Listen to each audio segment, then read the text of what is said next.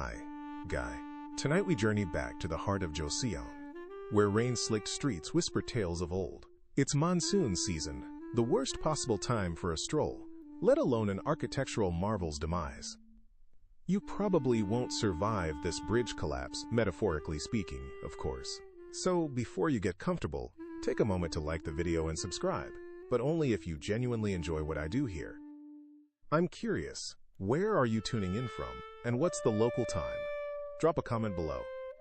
Now, dim the lights, maybe turn on a fan for that soft background hum, and let's ease into tonight's journey together. The scene unfolds within the warm, flickering glow of a bustling restaurant. Imagine a space alive with the murmur of conversations, the clatter of ceramic bowls, and the rhythmic click of chopsticks. The air, thick with the aroma of simmering kimchi jjigae and the earthy scent of ginseng tea, hangs heavy with a tangible sense of anticipation. Outside, the monsoon rain drums a relentless rhythm against the paper windows, a constant, almost hypnotic backdrop to the drama unfolding within.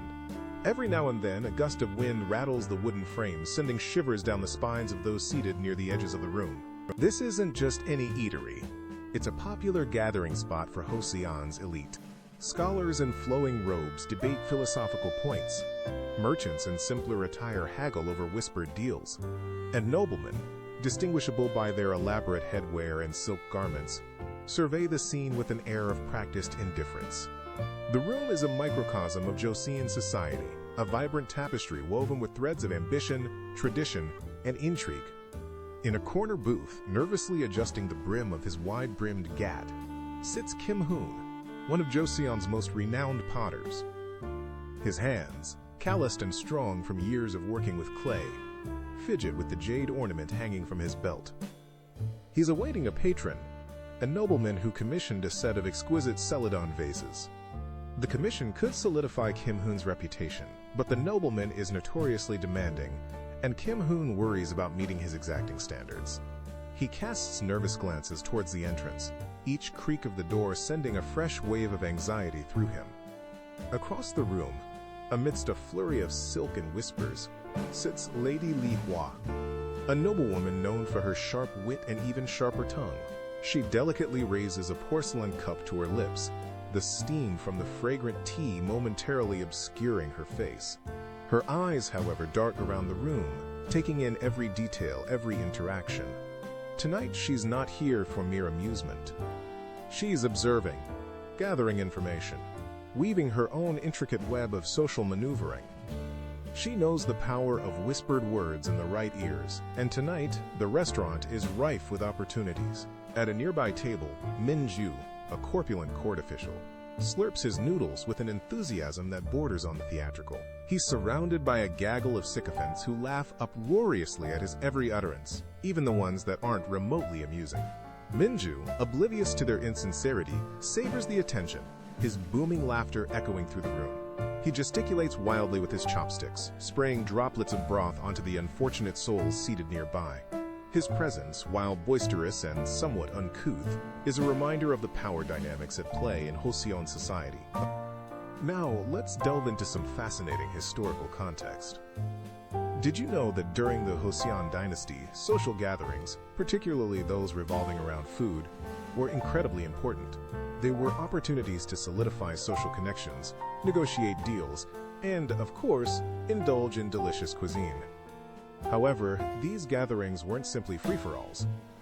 Strict etiquette governed every aspect, from seating arrangements to the way one held their chopsticks. Different classes adhered to different customs, and any deviation could result in social ostracism. Imagine the pressure. Here's a quirky little tidbit for you. Joseon potters, in their quest for innovative glazing techniques, sometimes used crushed seashells in their glazes. This ingenious technique resulted in an iridescent sheen, mimicking the shimmering depths of the ocean. Imagine the dedication and artistry required to transform humble seashells into such breathtaking beauty. It's a testament to the ingenuity and resourcefulness of Joseon artisans. And finally, a point of ongoing debate amongst historians. Did the strict social hierarchy of Joseon stifle artistic innovation, or did it in fact foster unique artistic traditions? Some argue that the rigid structure limited artistic freedom, forcing artists to conform to established norms. Others contend that the patronage system, where artists relied on the support of the elite, encouraged the development of highly refined and specialized art forms unique to the Joseon period. It's a fascinating debate with no easy answers, a testament to the complexities of Joseon society. Back in the restaurant, the tension thickens. The rain outside intensifies, mirroring the rising drama within. Kim Hoon wipes his sweaty palms on his robe, his anxiety reaching a fever pitch. Lady Li Hua leans closer to her companion, whispering a piece of gossip that could topple a reputation. Min Ju, his face flushed with rice wine, bellows for another serving of noodles. The scene is a microcosm of Joseon society, a melting pot of ambition, tradition, and simmering intrigue. And this, my friends, is just the beginning. The night is young, the rain continues to fall, and the stories of Joseon are just waiting to be told. The rain, which had begun as a gentle patter against the tiled roofs, now intensified, transforming into a torrential downpour. Rivulets of water cascaded from the eaves, creating a shimmering curtain around the pavilion. The wind howled, whipping the rain into a frenzy, and the air grew thick with the scent of wet earth and pine. A hush fell over the small gathering within, their earlier jovial chatter extinguished by the sudden shift in weather. Just then, the woven bamboo screen at the entrance was pulled aside, and a figure emerged, silhouetted against the gray tempest. He was a geomancer, his face etched with a grim expression. Water dripped from the wide brim of his gat, pooling on the polished wooden floor. He clutched a bundle of willow rods in one hand, his other hand raised in a brief, almost reluctant greeting. He muttered something about unstable foundations and inauspicious signs, his voice low and gravelly, barely audible above the roar of the storm. He spoke of disturbed earth energies and the wrath of the mountain spirits. Kim Hoon, who had earlier that morning noticed a hairline crack running along the stonework of the bridge leading to the pavilion, felt a shiver of unease crawl up his spine. The geomancer's words, though cryptic, resonated with an unsettling familiarity. He remembered his grandfather, a seasoned carpenter, speaking of the importance of respecting the land, of building in harmony with the natural flow of energy. He had dismissed it then as the rambling of an old man, but now, under the oppressive weight of the storm and the geomancer's pronouncements, doubt began to creep into his mind. Li Hua, however, scoffed, waving a dismissive hand. "Charlatan!" he exclaimed, loud enough to be heard over the drumming rain. "These geomancers prey on fear and superstition. Pay him no mind." He picked up his wine cup, the porcelain delicate against his calloused fingers. "The foundations of this pavilion are solid. It has withstood far worse storms than this." Minju, however, was not so easily reassured. Ever the superstitious sort, he began to tremble, his eyes wide with fear. He clutched at his chest, muttering prayers under his breath. His third bowl of fiery jjigae, consumed with gusto only moments before, was now a churning, uneasy presence in his stomach, adding to his general sense of disquiet. The geomancer's pronouncements had struck a chord of deep-seated anxiety within him, an anxiety fed by generations of folklore and whispered warnings. Geomancy, known as Pungsujiri in Korea, had indeed played a significant role in Joseon architecture. This practice, deeply rooted in Taoist principles, sought to harmonize buildings with the surrounding environment. Practitioners believed that the placement of a structure, its orientation, and even the materials used in its construction could influence the flow of qi, or vital energy, impacting the health, wealth, and fortune of those who resided within. Before any major construction project, a geomancer would be consulted to determine the most auspicious site, taking into account the surrounding mountains, rivers, and even the direction of the wind. The geomancer continued to mutter, his gaze sweeping across the pavilion, as if searching for some unseen flaw. He spoke of the 5 elements: wood, fire, earth, metal, and water, and their delicate balance. He pointed towards the west, where the storm raged with particular ferocity, and spoke of the restless spirit of the mountain, angered by the intrusion of man-made structures. Li Hua, growing increasingly irritated, rose to his feet. "Enough!" he boomed. "Your gloomy pronouncements are unwelcome here. We have important matters to discuss, and your fear-mongering is disrupting our proceedings." He reached into his purse and tossed a few coins at the geomancer's feet. "Take your payment and leave us in peace." The geomancer stooped to collect the coins, his expression unreadable. He straightened up, his gaze fixed on Li Hua. "The colors," he said, his voice suddenly clear and sharp, cutting through the noise of the storm. "The colors are wrong." This cryptic utterance hung in the air, heavy with unspoken meaning.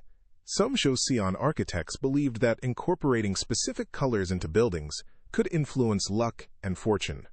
Red, for instance, was associated with good fortune and was often used in palaces and temples.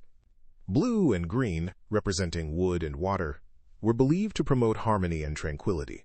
The geomancer's words suggested that the colors used in the construction of the pavilion were somehow disharmonious, inviting misfortune. Li Hua, however, dismissed the geomancer's comment with a wave of his hand. "Nonsense," he muttered, turning back to his companions. "Let us continue our discussion." But the unease lingered, a subtle undercurrent of tension beneath the surface of their forced composure. The extent to which geomancy actually influenced practical architectural decisions in the Joseon dynasty remains a topic of debate among historians. Some scholars argue that while geomantic principles were certainly considered, they were often overridden by practical concerns, such as availability of materials and the specific needs of the building's intended use. Others contend that geomancy played a more significant role, shaping not only the placement and orientation of buildings, but also influencing design elements such as the layout of rooms and the placement of doors and windows. Whether it was a primary driving force or a largely ritualistic practice, its presence is undeniable, woven into the very fabric of Joseon architecture. The geomancer's pronouncements, whether rooted in genuine insight or mere superstition, had cast a pall over the gathering. The storm raged on outside, mirroring the turmoil that had begun to brew within the pavilion. The whispers of warning, carried on the wind and rain, seemed to seep into the very foundations of the building, threatening to unravel the carefully constructed facade of composure. The rice had been bland, the kimchi lacking its usual fire. Suspiciously average, just like the geomancer himself. He'd seemed more interested in the shine on my shoes than the lines on my palm. "A turning point approaches," he'd mumbled, his eyes flitting to the bustling marketplace. A bridge, a river, porcelain shattered like ice on a winter stream. I'd scoffed, paid him my few coins, and dismissed it as the ramblings of a charlatan. Yet now, the words clung to me like wet clay. I trudge home, the late afternoon sun painting the dusty road gold. Each footfall is heavy, leaden. The geomancer's words echo in my mind, a discordant hum against the rhythmic creak of my wooden sandals. A bridge.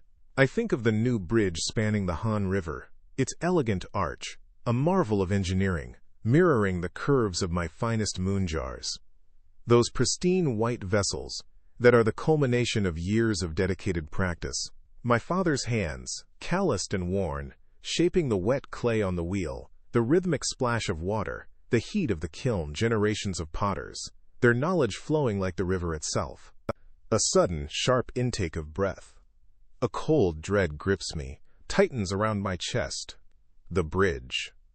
The river. Shattered porcelain. My porcelain. I stop dead in my tracks. The image vivid in my mind. The bridge collapsing, a cascade of stone and timber, the screams of people, and amidst the chaos, shards of white porcelain, glimmering like fallen stars against the dark water. I have to go back. I have to warn someone. Anyone. The urge is so overwhelming, so visceral that I turn on my heel without a second thought. I break into a run, the geomancer's cryptic warning a drumbeat in my ears. My family has been crafting pottery in this village for generations. We are Joseon potters, our hands imbued with the knowledge passed down from father to son, each generation adding its unique touch, refining techniques honed over centuries. We understand the nuances of the clay, the dance of the flame, the subtle alchemy that transforms earth into art. We know the secrets of the glazes, the delicate balance of minerals that produce the celadon's jade-like shimmer, the iron-rich depth of the buncheong ware, the pure ethereal white of my moon jars. My father taught me that a potter's skill is not just in the shaping of the clay, but in the spirit he imbues into his work. He would whisper prayers as he worked, etching subtle symbols onto the base of each piece, believing these acts could infuse the vessel with good fortune, with protection. He taught me to respect the earth that gave us the clay, the fire that transformed it, and the water that cleansed it. He taught me that each piece of pottery held a fragment of the potter's soul.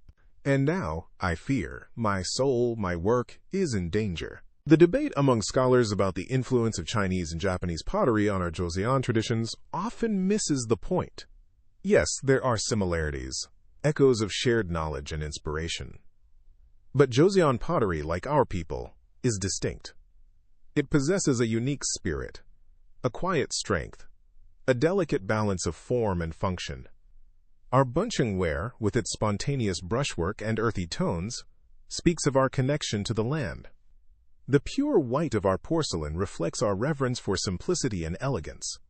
And my moon jars, they are my attempt to capture the very essence of the moon, its serene beauty, its mysterious power. I push myself harder, my lungs burning, my legs aching. I must reach the bridge. I have to warn the authorities, the workers, anyone who will listen. But what will I say? That a half-mad geomancer filled my head with ominous prophecies?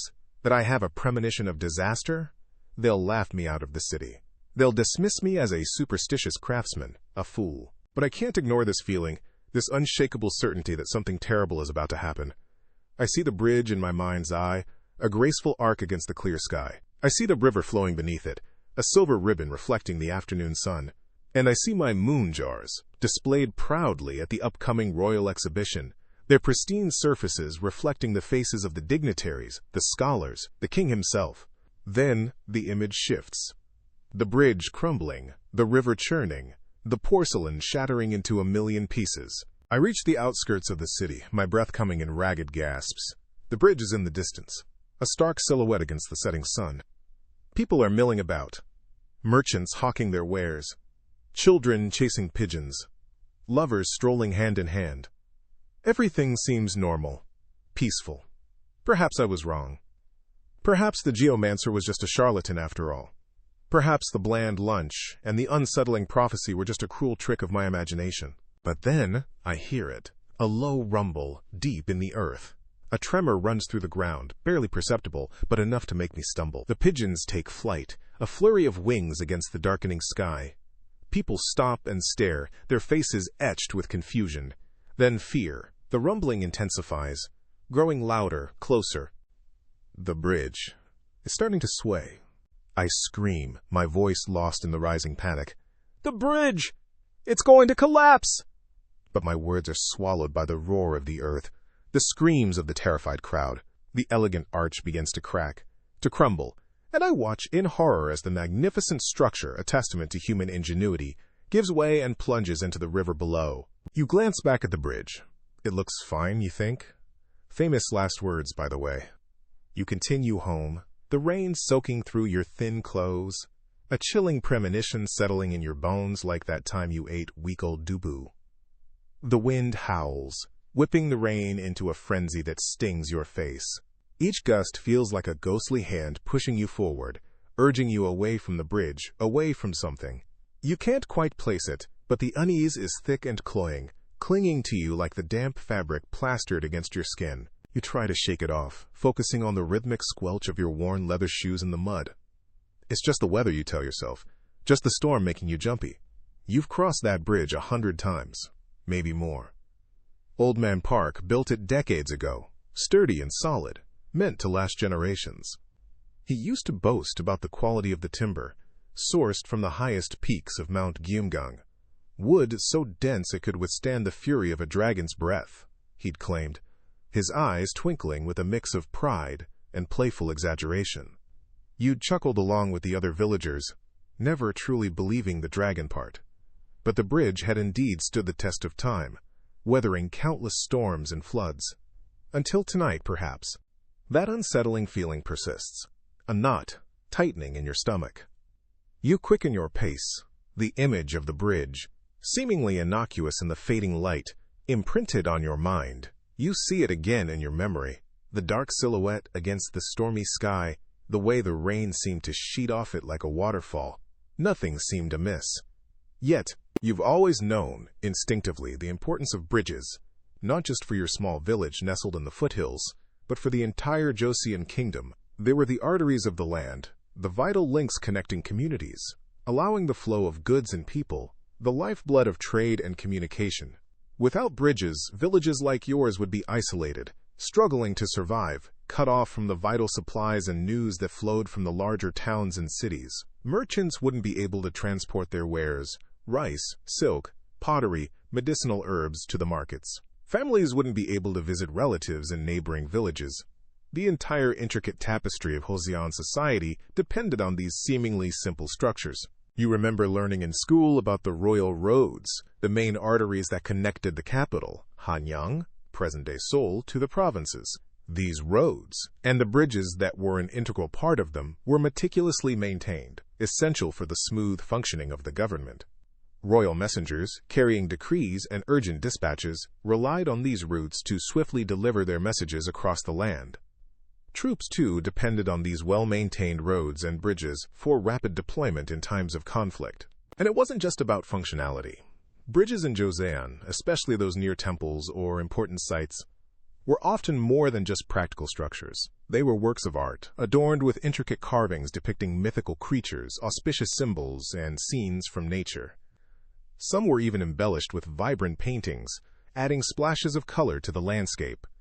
You recall the bridge leading to the nearby Buddhist temple, its wooden railings carved with delicate lotus flowers, a symbol of purity and enlightenment. The paint, though faded with age, still hinted at the vibrant blues and reds that must have once adorned the structure. Such artistry, you mused, spoke volumes about the cultural significance of bridges, transforming them from mere utilitarian constructions into expressions of beauty and reverence. The wind picks up again, biting through your soaked clothes, bringing with it the distant rumble of thunder.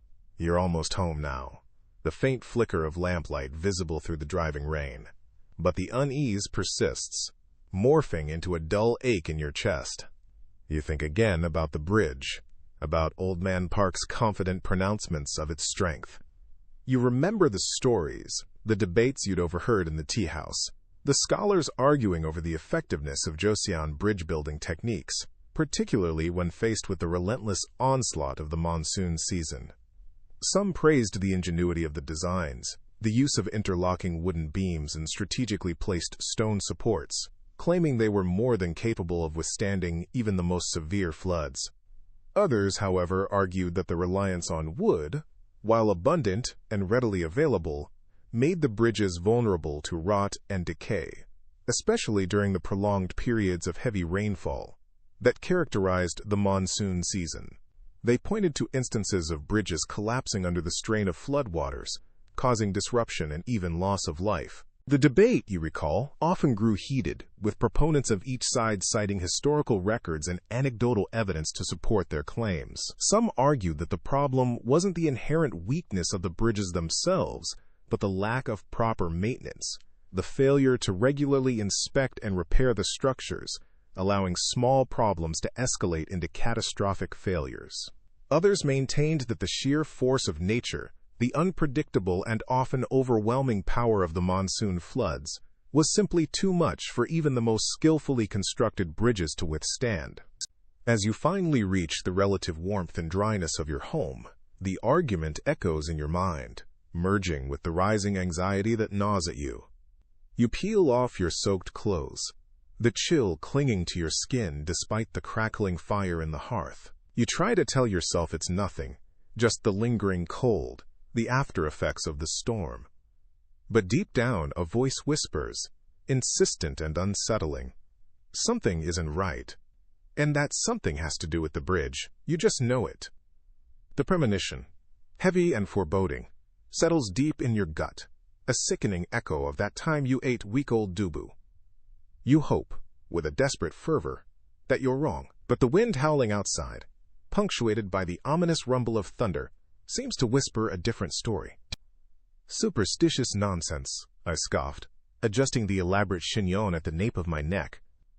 The geomancer's warning echoed faintly in my ears, something about ill-fated journeys and the wrath of the mountain spirits. I flicked my wrist dismissively, the silk of my parasol catching the weak afternoon sunlight. It was a beautiful shade of celadon, perfectly complementing the jade ornaments in my hair. Waterproof? Probably not. Fashionable? Undeniably. Let the mountain spirits do their worst. I had more pressing concerns, like ensuring the precise angle of my meticulously painted eyebrows.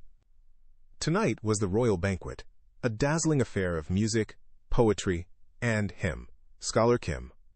Just the thought of his elegant calligraphy, the way his eyes lit up when discussing the Confucian classics, it sent a pleasant shiver down my spine. The palanquin swayed rhythmically, the bearer's chants a monotonous drone against the backdrop of rustling leaves. I closed my eyes, picturing the banquet hall, the shimmering silk gowns, the delicate scent of plum blossoms, the low hum of conversation punctuated by the tinkling of zithers, and Scholar Kim, his gaze meeting mine across the crowded room. Tonight, I would ensure he noticed more than just my lineage and the intricate embroidery on my handbag. I had spent hours perfecting my poetry, practicing witty repartee, memorizing passages from the Analects. In Joseon, a sharp mind was as valuable as a hefty dowry, especially for someone of my standing. My father, a minister in the royal court, had instilled in me the importance of education, reminding me constantly that a well-educated woman brought honor to her family. He would be pleased with my pursuit of Scholar Kim, a young man destined for greatness in the royal bureaucracy. The palanquin lurched suddenly, throwing me against the embroidered cushions. "What is the meaning of this?" I demanded, my voice sharp. The curtains parted, revealing the anxious face of my chief attendant Hana. "My lady," she stammered, "a landslide has blocked the path. The bearers say it's impassable." A landslide. The geomancer's words resurfaced, no longer a source of amusement. A prickle of unease danced across my skin. "Impassable?" I repeated, my voice laced with disbelief. The banquet, Scholar Kim, all slipping through my fingers. "There must be another way." Hana wrung her hands. "The bearers say it will take hours to clear, my lady. And the rain," she gestured to the darkening sky. The celadon parasol suddenly felt inadequate, a frivolous trinket in the face of the gathering storm. My carefully constructed composure began to crumble. The banquet was hours away. My hair, painstakingly arranged, would be ruined by the rain. My makeup, applied with such precision, would streak. The image of myself, radiant and witty, captivating Scholar Kim with my intellect and charm, dissolved into a muddy, rain-soaked mess. "We must find another way," I insisted, the desperation creeping into my voice. "Perhaps a smaller path? A detour?" Hana bowed her head. "The bearers are searching, my lady, but the mountain paths are treacherous, especially in the rain." I sank back against the cushions, a wave of frustration washing over me. This could not be happening. Not tonight. Not when everything was perfectly planned. The rain began to fall. First a gentle drizzle, then a steady downpour. The silk of my parasol, now useless, clung damply to my arm. I closed my eyes, trying to regain my composure. My father's words echoed in my mind. A noble woman must always maintain her dignity, regardless of the circumstances. But what good was dignity when my carefully constructed world was collapsing around me? The rain hammered against the palanquin's roof, mirroring the frantic beat of my heart. I thought of Scholar Kim, of the poems I had memorized, the witty remarks I had practiced. Would he even notice my absence? Would he assume I had simply chosen not to attend? A bitter laugh escaped my lips. Confucianism, the bedrock of Joseon society, stressed female subservience, obedience, and domesticity.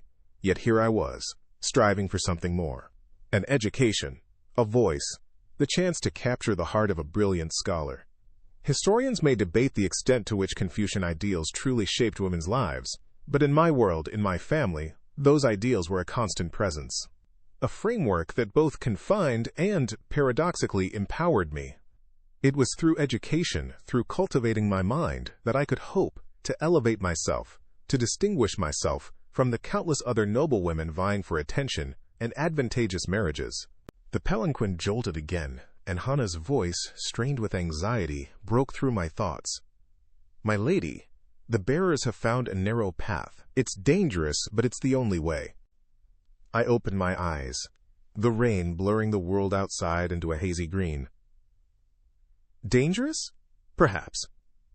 But the thought of missing the banquet, of losing my chance with Scholar Kim, was a far greater danger. "Then we take it," I said, my voice firm. though my heart trembled with a mixture of fear and determination. The geomancer's warning echoed faintly in the back of my mind, but I pushed it aside. Tonight I would risk everything for a chance at something more.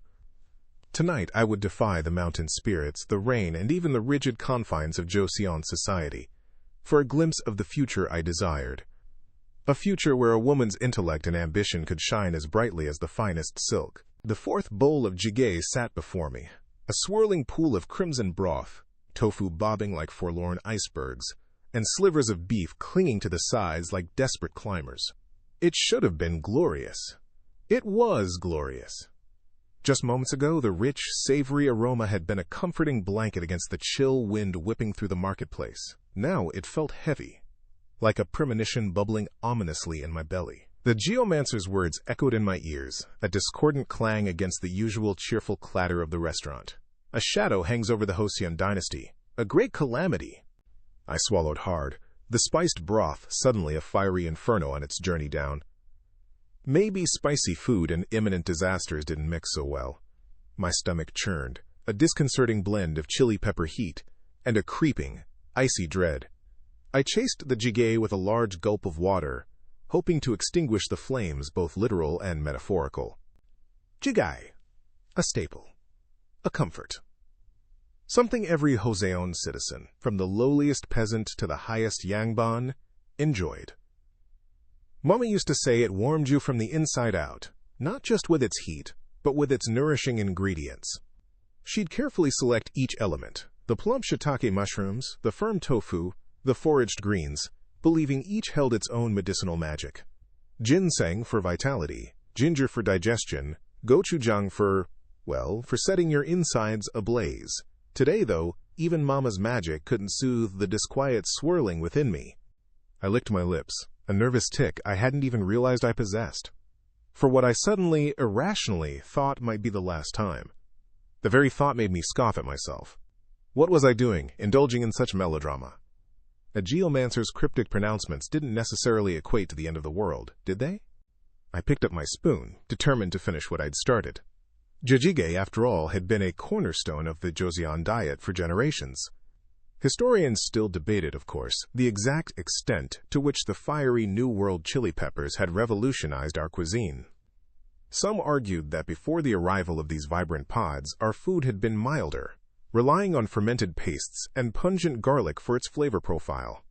Others maintained that spice had always played a role, albeit in a different form, with native peppercorns and ginger holding their own against the newcomer. Whatever the truth, one thing was undeniable. Jjigae, in all its spicy glory, had become an integral part of our culinary landscape. Just as I was about to dive back into the comforting depths of my bowl, a figure burst through the restaurant doors, sending a gust of wind and a ripple of whispers through the crowded room. He was a runner, clad in the simple, practical garb of his profession, his chest heaving, his face slick with sweat. He scanned the room, his eyes wide and frantic, before they landed on a table near the back, occupied by a group of handsomely dressed officials. He stumbled towards them, nearly tripping over a discarded rice bowl in his haste. My heart hammered against my ribs. This couldn't be good. Runners were rarely bearers of joyful news. They were harbingers of urgency, of messages that couldn't wait, of bad news. The geomancer's words rang in my ears again, louder this time, a deafening gong against the sudden hush that had fallen over the restaurant. The runner reached the official's table and bowed deeply, his breath coming in ragged gasps. He spoke in hushed tones, his voice barely audible above the nervous murmur that was beginning to spread through the room. I strained to hear, leaning forward in my seat, my half-eaten bowl of jjigae forgotten. I caught snippets of words: border, incursion, mobilized. Each word was a hammer blow against my already fragile composure. The officials' faces, initially composed, now mirrored the runner's frantic energy. They exchanged worried glances, their hands fidgeting nervously with their chopsticks. The runner continued, his voice gaining strength, the urgency of his message taking over. The king requests immediate. The rest of his words were lost in the sudden uproar that erupted in the restaurant. Patrons jumped to their feet, their voices a cacophony of questions, demands, and exclamations. The officials, now on their feet as well, struggled to maintain order, their voices barely audible above the din. My head spun. The chili peppers in the jjigae seemed to have multiplied, setting my stomach ablaze. The geomancer's warning, once a distant echo, was now a thunderclap in my mind. A shadow, a great calamity. This wasn't just a bad dream. This was real. The runner, his mission delivered, pushed his way back through the crowd, disappearing as quickly as he had arrived. The restaurant, once a haven of warmth and comforting aromas, was now a swirling vortex of fear and uncertainty. I pushed my bowl away. The once appetizing jjigae, now a churning reminder of my own churning stomach. My appetite, along with any sense of calm I might have possessed, was completely gone. The noodles of my lunch, once a symbol of comfort and normalcy, now felt like the noodles of doom. The geomancer's prophecy was unfolding before my eyes, and I, along with everyone else in the restaurant, was caught in its fiery, swirling current. The runner stumbled into the bustling restaurant, rainwater streaming from his soaked clothes, gasping for breath. His words, choked and fragmented, cut through the din of conversation like a cleaver. The bridge collapsing must warn. A hush fell over the room, the clatter of chopsticks against porcelain abruptly silenced. Then, the hush shattered. Chaos erupted. Tables scraped against the wooden floor, diners scrambling to their feet, voices rising in a cacophony of fear and disbelief. Kim-hoon gripped the edge of his table, knuckles white, the vague premonition that had haunted him all day solidifying into sickening certainty. He had known, somehow, that something was wrong. The uneasy feeling in his gut, the ominous stillness of the air, now made terrible sense. The bridge, the only way out of the valley, was about to be swallowed by the raging river. Panic clawed at the edges of his composure. He had to get out. He had to warn the others, the villagers who lived beyond the bridge, his family. But the surging crowd was a torrent of human bodies, each driven by the same primal instinct for survival. He was trapped, pinned against his table by the press of terrified people. The messenger, finally able to draw full breath, shouted again, louder this time, his voice hoarse with desperation. "The bridge is weakening! The rains have undermined the foundations. It will not hold much longer." His words only amplified the panic. Children screamed, clinging to their mothers' skirts. Men shoved and jostled, desperate to reach the exit. The air crackled with fear. Kim-hoon pushed back against the tide of people, fighting his way toward the messenger. He had to know more. He had to understand how much time they had left. He reached the young man, grabbing his arm. "How long?" he shouted over the din, his voice tight with urgency. The messenger, eyes wide with terror, shook his head. "Not long. Minutes, perhaps. The cracks are spreading. I barely made it across myself." He pointed towards the north, his hand trembling. "I was sent from the magistrate. He's sending more messengers to warn the villages further downriver." Kim-hoon's mind raced. Messengers. Of course. In the Joseon era, before the advent of modern communication, runners like this young man were the lifeblood of information dissemination. They carried royal decrees, official announcements, and urgent news across the kingdom, their speed and endurance vital to the smooth functioning of society. He recalled reading somewhere that these messengers played a crucial role in maintaining communication during times of war and natural disasters, their dedication often the difference between life and death for countless people. He remembered learning about the intricate network these messengers operated within. The system relied heavily on strategically placed relay stations, ensuring that messages could travel vast distances with surprising speed. In fact, some scholars believe the Joseon system, in its efficiency and organization, bore striking similarities to the Pony Express that would later emerge in the American West. Both systems utilized fresh messengers and horses at regular intervals, allowing for continuous, rapid transit over long distances. But the reliability of the Joseon postal system was a topic of debate among historians. While some lauded its effectiveness, pointing to the speed with which messages could be delivered, others argued that its reliability was often compromised by factors like weather, terrain, and the availability of skilled runners. Kim-hoon had read conflicting accounts, some claiming messages could travel hundreds of miles in a matter of days, while others detailed significant delays and even lost messages, especially during the monsoon season. He wondered, with a pang of fear, if the warnings would reach the villages in time. He pushed these thoughts aside. He needed to act. He turned back to the messenger. "Tell me everything. Everything you saw." The messenger, still catching his breath, described the scene at the bridge. The raging river, swollen by days of relentless rain, had undermined the stone supports. Deep fissures snaked across the bridge's surface, widening with each passing moment. Chunks of masonry were tumbling into the churning water below. The bridge, he said, was groaning under the strain, its imminent collapse inevitable. Kim Hoon closed his eyes briefly, absorbing the information. He had to get to his family. They lived in a small village just beyond the bridge, directly in the path of the impending flood. He opened his eyes, determination hardening his gaze. He had to find another way. There had to be a way. He pushed through the crowd again, this time towards a small group of men huddled near the back of the restaurant. They were fishermen, he recognized them. Men who knew the river and its secrets. If anyone knew an alternate route, a way to cross the river without using the bridge, it would be them. He reached them, his voice raw with urgency. "The bridge is collapsing! Is there another way across? A boat? Anything?" The fishermen exchanged grim looks. The oldest, a man with a weathered face and eyes the color of the storm clouds gathering outside, shook his head slowly. "No boats can withstand the current, not today. The river is too strong, too fast." Kim Hoon felt a wave of despair wash over him. He was running out of time. He looked back at the panicked crowd, then at the faces of the fishermen, their expressions mirroring his own fear. He had to think, had to find a solution.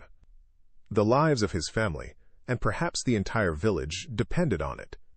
The opulent dining room, moments ago a tableau of lavish silks and the clatter of porcelain, is now a swirling vortex of panic. Around me, noblemen shove and jostle, their carefully crafted composure dissolving into primal fear. The fragrant steam rising from platters of delicacies is overwhelmed by a sharp, acrid tang, a metallic, burnt smell that punches me in the gut. It's weirdly like the time I microwaved that leftover fish in the office break room.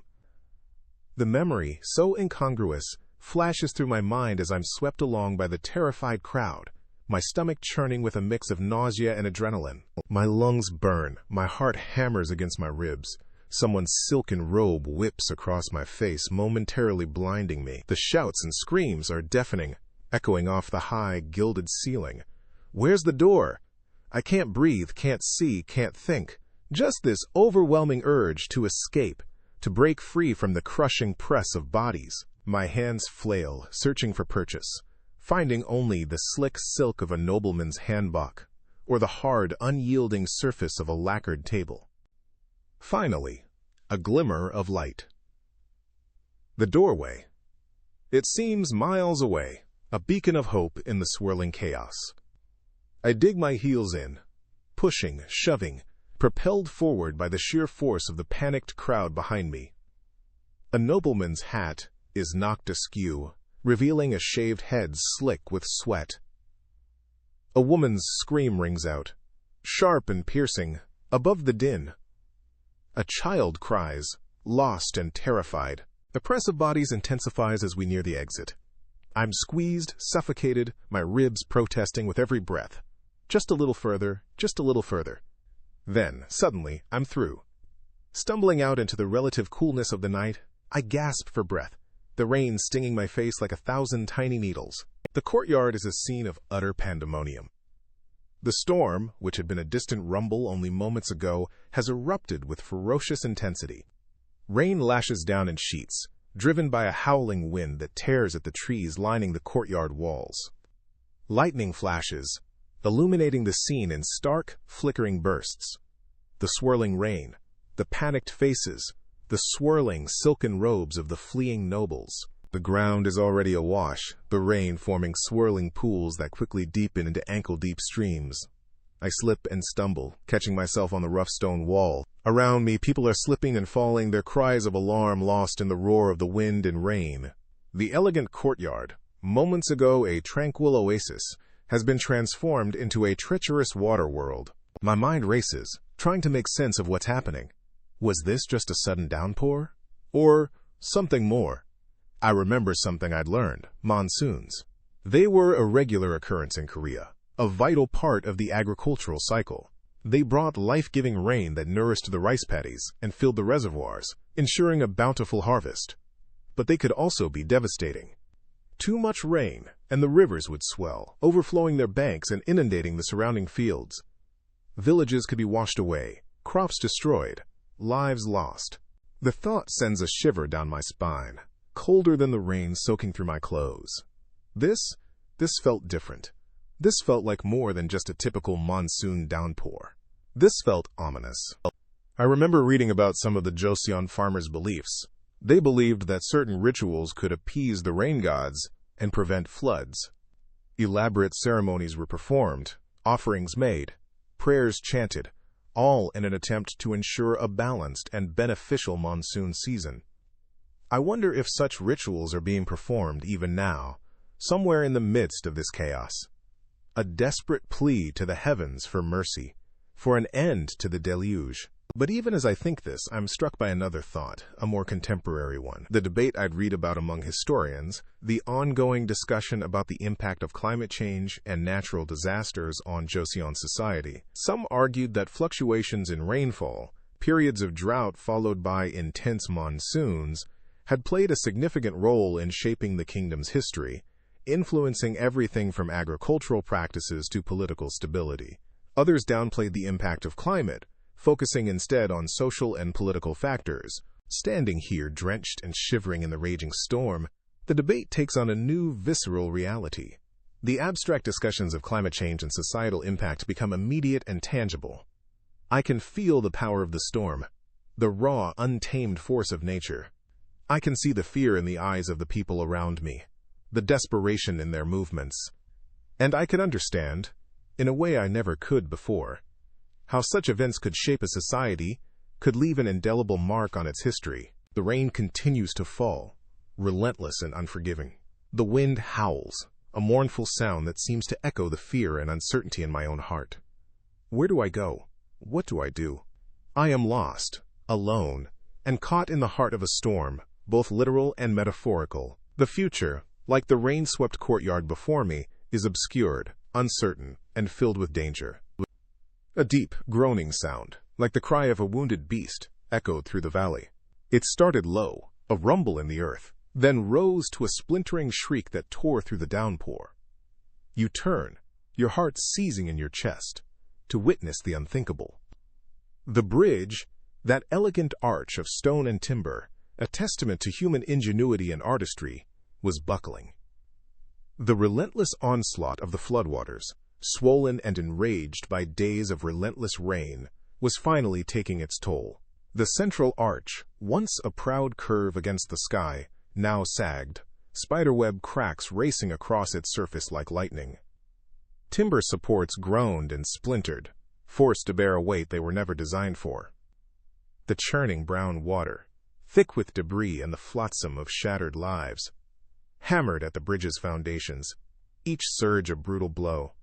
From his vantage point on higher ground, Kim Hoon watched the unfolding disaster, his hand clutched tight to his chest as if he could feel the bridge's pain himself.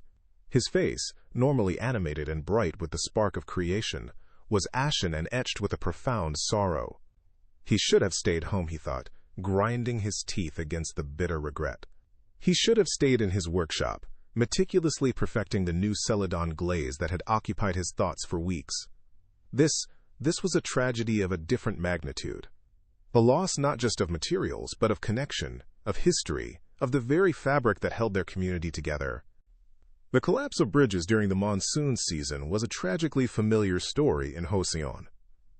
The rains, while life-giving and essential for the rice paddies that fed the nation, could also turn destructive in an instant. Rivers, normally placid and navigable, transformed into raging torrents capable of sweeping away entire villages, livestock, and, yes, even the sturdiest of bridges. Every year, lives were lost, livelihoods destroyed, and communities isolated by the capricious nature of the monsoon. The annals of Joseon history were filled with accounts of such disasters, tales of heroism and despair woven into the very tapestry of their lives. Some of the more ingenious minds of Joseon, recognizing the recurring threat, had devised clever methods to mitigate the damage. Certain bridges, for instance, were built with strategically placed icebreaker piers.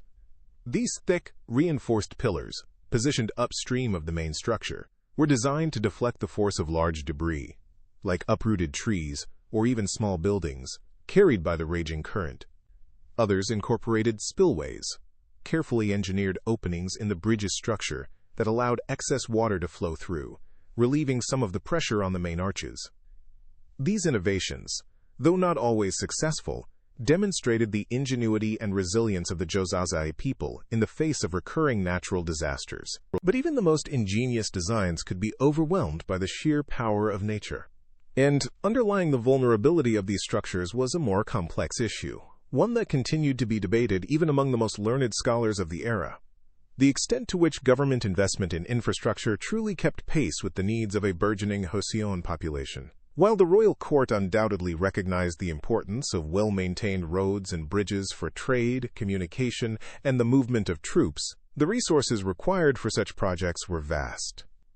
And these resources were often stretched thin by other pressing concerns, such as maintaining a strong military, defending against foreign incursions, and addressing the ever-present threat of famine. Some historians argue that the government, for all its efforts, simply couldn't keep up with the demands of a rapidly growing population and the increasing strain on existing infrastructure. They pointed to the frequency of bridge collapses, the often poor condition of roads, and the recurrent flooding in urban areas as evidence of this shortfall.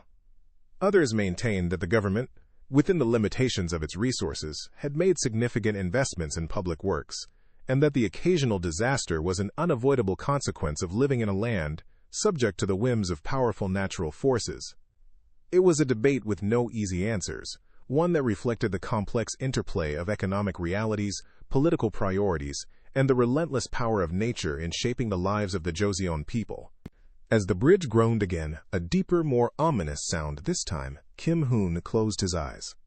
He could almost hear the whispers of the past, the echoes of countless others who had stood witness to similar tragedies. He knew with a sickening certainty that the bridge, a symbol of connection and strength, was about to be swallowed by the raging waters. He opened his eyes, just in time to see the central arch give way, with a final, heart-wrenching crack, the stone and timber collapsing into the churning brown flood. The sound reverberated through the valley, a mournful sigh swallowed by the roar of the storm. Li Hua's embroidered silk slippers, crafted for gliding across polished palace floors, were decidedly less suited for the treacherous surface of the crumbling bridge.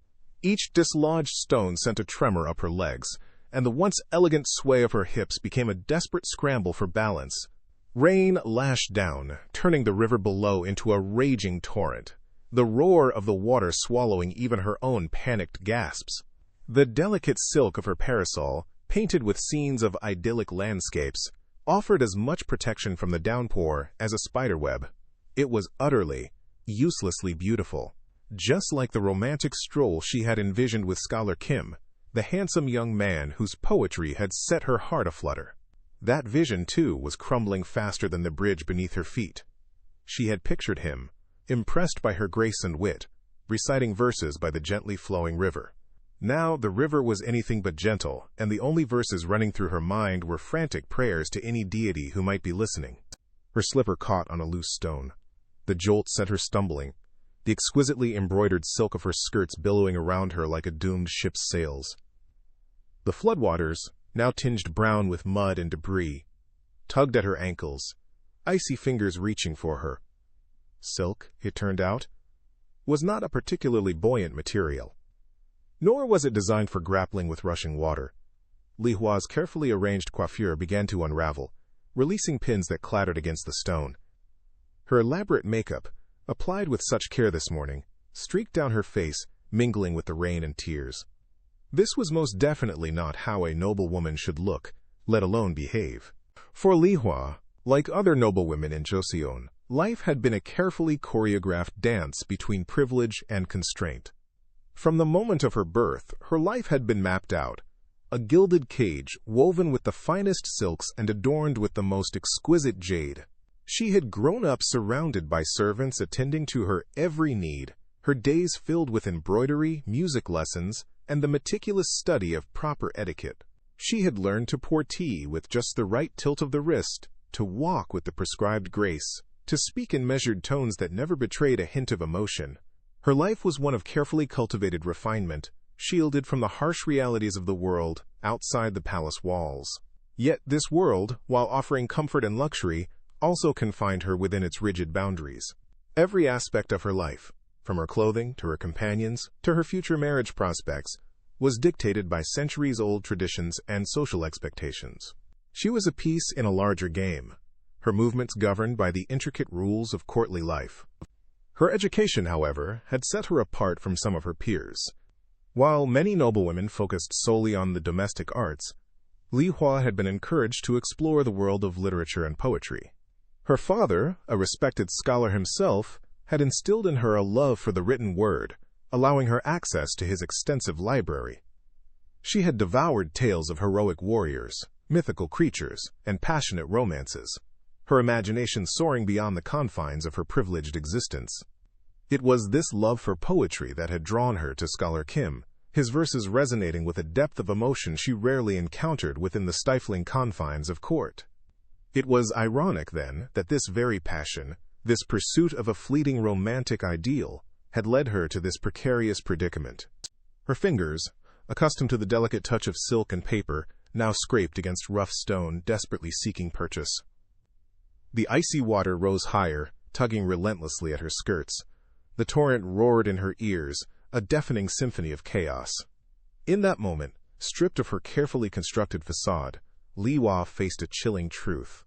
Her noble birth, her refined upbringing, her knowledge of poetry, none of it mattered in the face of raw, untamed nature. The world, it seemed, cared little for social hierarchies or elegant verses. The swirling waters threatened to sweep her away, to erase her from the carefully ordered world she knew.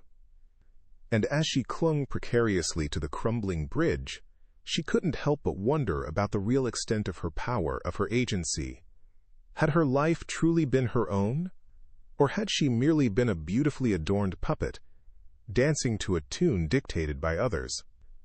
Historians, she knew, debated the degree of influence that noble women like herself could wield within Joseon society. Some argued that they were little more than decorative objects, confined to the domestic sphere. Others pointed to examples of women who, through their intelligence and cunning, managed to exert considerable influence behind the scenes, shaping political decisions and influencing the course of events. Li Hua, caught in the relentless grip of the flood, felt the weight of that debate with a visceral immediacy. In this moment, dangling between life and death, she felt powerless, a victim of circumstance. Yet, a spark of defiance flickered within her. She was a noblewoman, trained in the arts of poetry and literature. She was also, it seemed, a survivor.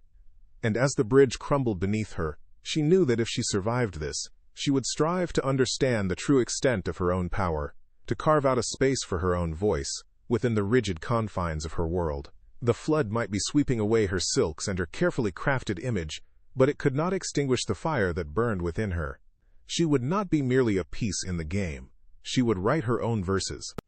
The biting wind whipped at Minju's face, the icy spray a stark contrast to the burning shame that coursed through him. The world, previously a hazy swirl of rice wine and boisterous laughter, had snapped into terrifying focus. He clung to the rough stone of the bridge, his knuckles white, his stomach churning with a queasy mix of hangover and dread. He was close enough now to see her, Li Hua, thrashing in the churning water, her cries barely audible above the roar of the river. He should help her. He knew he should. He was, after all, a court official, a man of supposed stature and responsibility. His position demanded it. His conscience, however muffled by the lingering effects of the alcohol, whispered it too.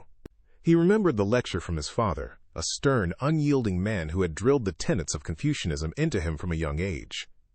Filial piety, loyalty, integrity, words that echoed in his mind, mocking his current paralysis. Hadn't his father specifically warned him about the dangers of excessive indulgence? Hadn't he stressed the importance of upholding the dignity of his office, even especially in private? He glanced down at the half-eaten bowl of jjigae he still clutched in his hand. For a fleeting moment, absurd as it seemed, he considered throwing it to her. A ridiculous, desperate impulse. It wouldn't support her weight, not even for a second. And the broth? It was notoriously spicy. The fiery concoction of chilies and peppers, a specialty of the tavern he'd just stumbled out of. He imagined Li Hua clinging to the ceramic bowl, the spicy broth attracting, what, sharks? Crocodiles. He wasn't sure what creatures lurked in the Han River, but he was reasonably certain that a highly spiced jajage wouldn't deter them. It might even attract them.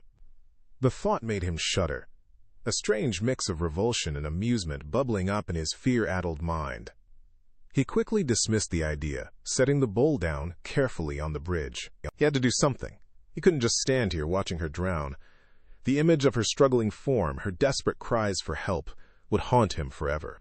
He knew the weight of his office, the power he wielded, the responsibility he bore.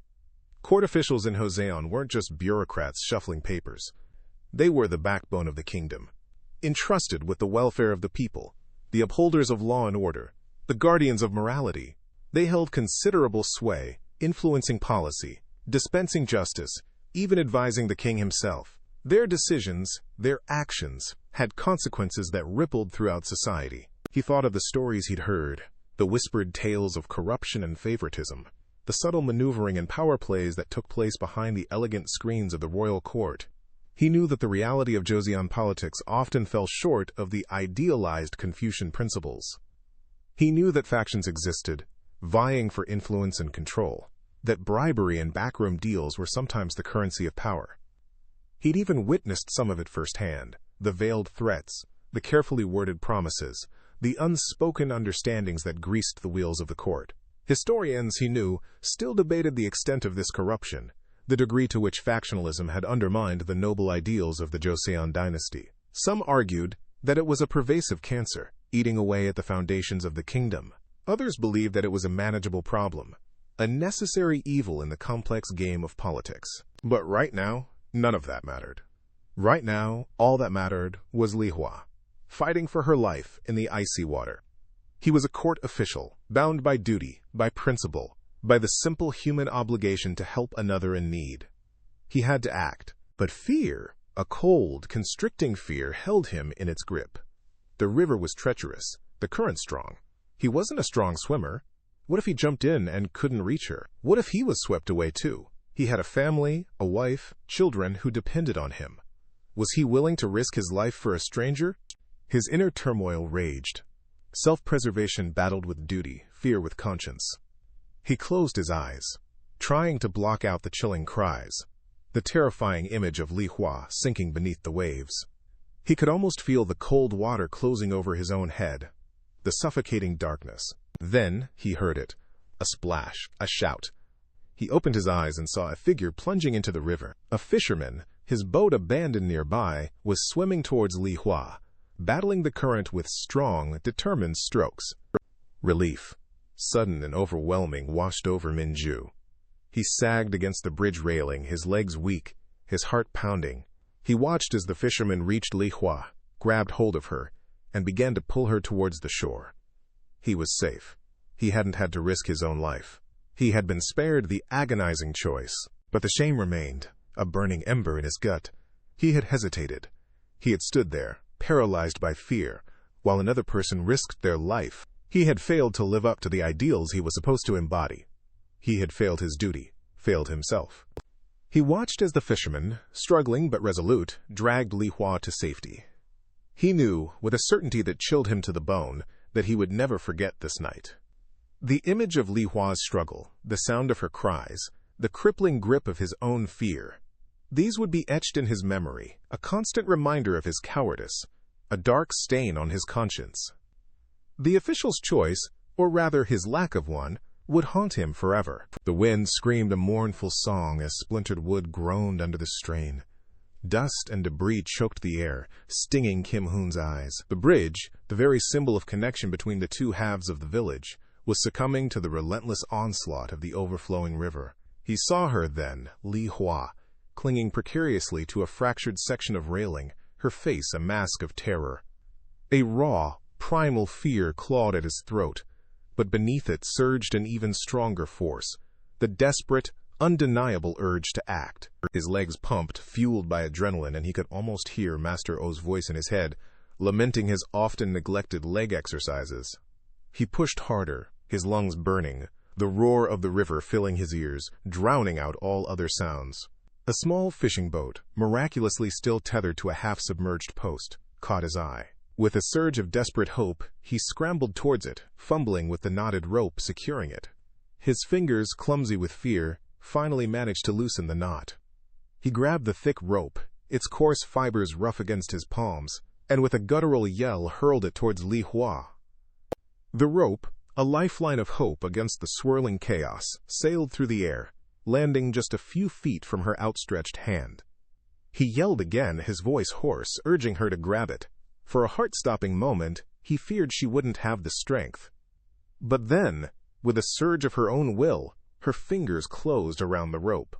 He planted his feet firmly, the muscles in his legs screaming in protest, but holding strong. Perhaps skipping leg day hadn't been such a wise decision after all. Slowly, painstakingly, he began to pull, his body straining against the combined weight of Li Hua and the relentless current. Around him, the scene was one of utter pandemonium. People screamed, children cried, and the very earth seemed to tremble beneath the fury of the river. Yet, amid the chaos, he saw glimpses of something else, something that resonated deep within him, echoing the values instilled in him since childhood. He saw men, their faces grim with determination, forming human chains to pull others from the rising waters. Women, their voices strained with worry, offered comfort and aid to the injured. Even children, their small bodies trembling, carried whatever they could salvage from the wreckage. He knew, with a certainty that ran deeper than the raging river, that this was the true spirit of Joseon, the spirit of bravery and selflessness in the face of adversity. He'd learned in his history lessons that such acts were not only valued, but were considered the very fabric of their society. Acts of courage weren't simply admired, they were expected, especially in times of crisis. They were a testament to the interconnectedness of their community, a reflection of the belief that everyone had a role to play in protecting and supporting one another. He also recalled a fascinating tidbit from his studies, that during the Joseon period, some citizens had even formed volunteer groups specifically to assist with disaster relief. These groups, often organized at the local level, provided essential services such as distributing food and shelter, providing medical care, and even helping to rebuild damaged homes and infrastructure. It was a testament to the resilience and compassion of the people, their unwavering commitment to helping their neighbors in times of need. The rope bit into his hands, raw and burning, but he held on, his gaze fixed on Li Hua, who was now inching her way towards safety. The bridge continued to crumble, sections of it disappearing into the churning water with a sickening crunch. He knew that every second counted. Every ounce of strength he possessed could mean the difference between life and death. He finally managed to pull Li Hua onto the relative safety of the riverbank, both of them collapsing in a heap, gasping for breath. He looked around, taking in the devastation, the sheer scale of the disaster unfolding before his eyes. He knew that the road to recovery would be long and arduous, but he also knew, with a renewed sense of hope, that they would not face it alone. The memory of his history lessons surfaced again, this time focusing on the role of the government. He remembered learning about the often debated effectiveness of government-led disaster relief efforts during the Joseon period. Some historians argued that the government was often slow to respond, hampered by bureaucracy and limited resources. Others maintained that the government played a crucial role in coordinating relief efforts and providing essential aid to those in need. He wondered, as he looked at the devastation surrounding him, how history would judge their current rulers' response to this catastrophe. He hoped, with a fervor that surprised even him, that they would rise to the occasion, demonstrating the same spirit of bravery and selflessness he had witnessed in the faces of his fellow villagers. He knew that the true test of a government lay not in its ability to prevent disasters, but in its response to them, its commitment to protecting and supporting its people in their darkest hour. He knew, with a certainty that settled deep in his bones, that the potter, once lost and adrift, had finally found his redemption, not in clay and kiln, but in the shared humanity of this desperate moment. Li Hua's fingers, slick with the relentless downpour, tightened around the coarse rope. Each icy drop that plastered her hair to her cheek, each gust of wind that tore at her sodden clothes, screamed at her to let go. Below, the churning brown water of the swollen stream roared its own warnings. But she held on. She had to. Her life, and perhaps the lives of others, depended on it. Above her, Kim Hoon pulled, his muscles screaming in protest. His feet, braced against the muddy bank, slipped precariously. The rain obscured his vision, blurring the world into a swirling mess of green and brown. He gritted his teeth, ignoring the burning in his arms, the ache in his chest. He couldn't afford to fail. Not now. Not when Li Hua's life hung by a thread. The rope, frayed and taut, stretched between them, a lifeline against the raging torrent. Just moments ago, Li Hua had been swept away, a small, fragile figure against the brutal force of the flood. She'd been trying to salvage some precious belongings from her family's small shop near the riverbank, a desperate attempt to save what little they had. The sudden surge of water had caught her off guard, pulling her into the raging current. Kim Hoon had seen it all happen. Without a second thought, he'd grabbed the nearest rope and plunged into the deluge, fighting his way to the edge of the bank. He'd managed to toss the rope to Li Hua, just as she was being swept around the bend. Now, it was a battle against the relentless power of the river. Suddenly, a pair of hands gripped the rope beside his. Minju, her face pale but determined, added her strength to the effort. Galvanized by Kim Hoon's courage, or perhaps by the sheer spectacle of it all, she braced herself, her small frame a surprising source of strength. The three of them, bound together by the shared urgency of the moment, heaved in unison. Inch by agonizing inch, they pulled Li Hua towards the bank. The river fought back, its icy grip refusing to release its prey. But the combined strength of the three, fueled by desperation and adrenaline, was slowly winning. Finally, with a last, desperate heave, Li Hua was dragged onto the muddy bank, gasping for breath, shivering uncontrollably. She collapsed in a heap, the rope falling slack beside her. Kim Hoon and Minju, exhausted but triumphant, sank to their knees beside her, their chests heaving. As the rain began to subside, revealing the first hints of a watery sun, villagers began to gather, their faces etched with concern. They brought blankets and warm drinks, their voices hushed with relief. The near tragedy had brought the small community together, a stark reminder of their shared vulnerability in the face of nature's fury. This sense of community, this instinctive urge to help one another, was deeply woven into the fabric of Joseon life. Community solidarity and mutual aid were not merely abstract concepts. They were the glue that held villages together, the invisible threads that connected individuals in a web of shared responsibility. This wasn't just a matter of neighborly kindness. It was a vital survival strategy in a world where hardship was a constant companion. In some villages, this communal spirit manifested in the practice of communal farming and resource sharing. Families would pool their labor and resources, working together to cultivate the land and share the harvest. This system, while not universal, highlighted the importance of collective action in ensuring the well-being of the entire community. Granaries were often established to store surplus grain, providing a safety net against famine and hardship. These shared resources, managed collectively, served as a powerful symbol of community solidarity. The extent to which social hierarchies, deeply ingrained in Joseon society, impacted these community bonds remains a subject of ongoing debate among historians. Some argue that the rigid class structure inherent in the Joseon dynasty ultimately limited the scope of community solidarity, reinforcing existing power dynamics and creating barriers between different social groups. They point to instances where the Yangban, the ruling class, exploited the lower classes, undermining the principles of mutual aid and shared responsibility. Others contend that, despite the hierarchical structure, community bonds often transcended class distinctions, particularly in the face of shared challenges. They argue that the emphasis on Confucian values, which stressed the importance of social harmony and mutual respect, fostered a sense of community responsibility, even among the elite. They point to examples of Yangban families providing assistance to their tenant farmers during times of hardship, demonstrating a sense of noblesse oblige.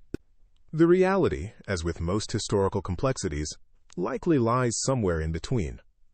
While social hierarchies undoubtedly influence the dynamics of community life in Joseon society, they did not entirely erase the fundamental human need for connection and mutual support.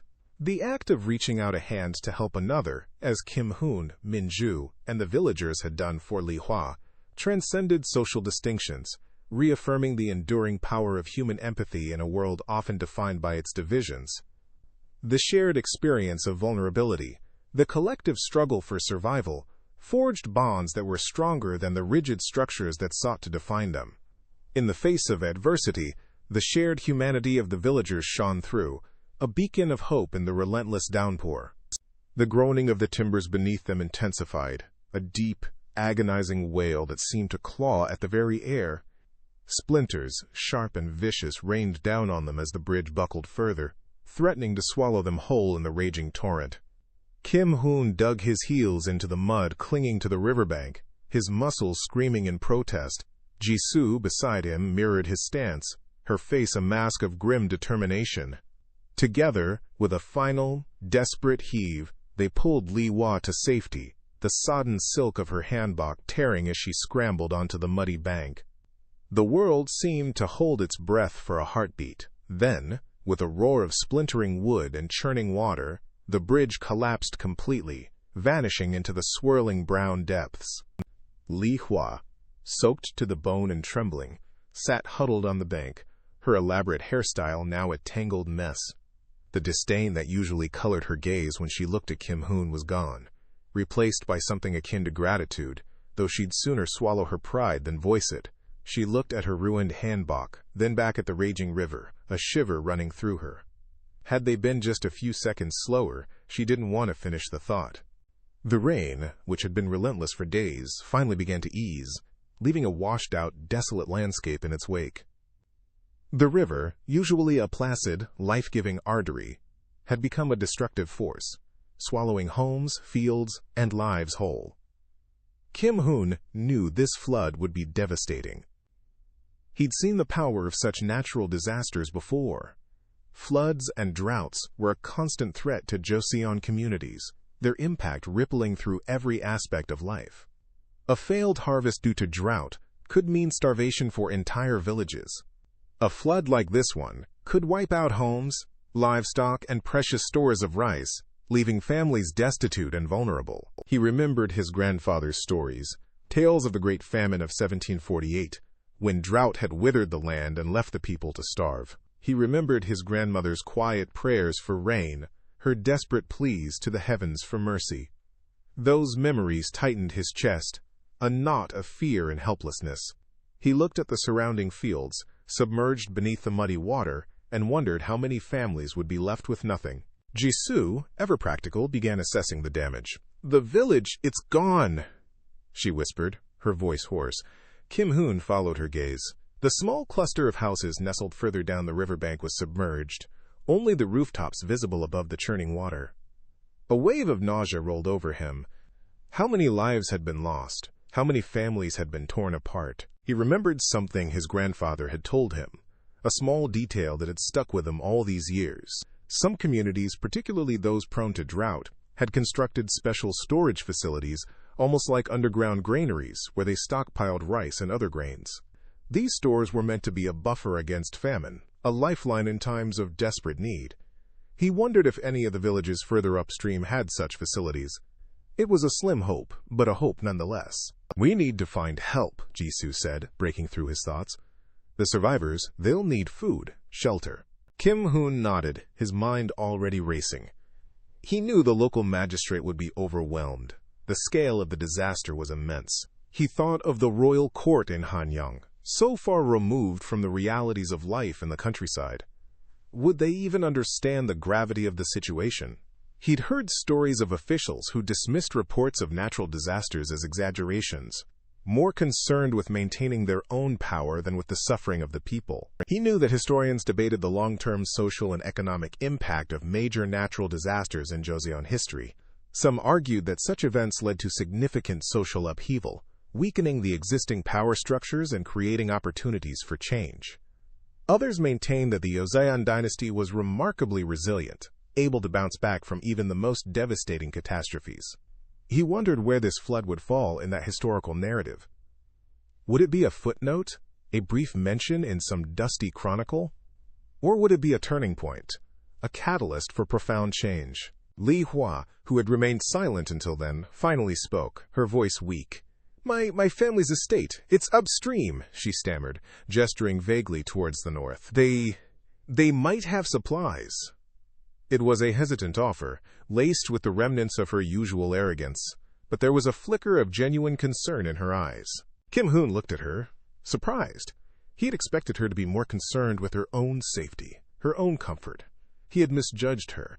Perhaps the shared experience of facing death had chipped away at her carefully constructed facade of indifference. "Then we should go," Jisoo said, her voice firm. "We need to find survivors, and we need to find help." Kim Hoon nodded. He helped Li Hua to her feet, her legs still shaky from the ordeal. Together, the three of them began the arduous journey upstream. The image of the collapsing bridge and the raging torrent forever etched in their memories. The rain had stopped, but the sky remained heavy, a somber gray canvas reflecting the uncertainty that lay ahead. They walked in silence, each lost in their own thoughts, the weight of the disaster pressing down on them.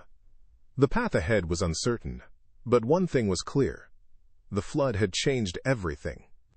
The world they had known, the world of rigid social hierarchies and predictable routines, had been washed away. They were entering a new era, an era of hardship and uncertainty, but also, perhaps, an era of unexpected alliances and newfound resilience. Minju crumpled onto the muddy ground, his legs giving way beneath him. The tremors that had racked his body just moments before, the tremors he'd been convinced were a harbinger of his imminent demise, now receded like a tide pulling back from the shore. They weren't a premonition of death, just jigaw, bad jigaw. He groaned, pressing a hand to his churning stomach. The potent mix of fermented soybeans and questionable seafood he'd consumed for lunch was now waging war within his digestive system. He'd scoffed at the old geomancer's warnings about inauspicious alignments and the dangers of traveling on certain days.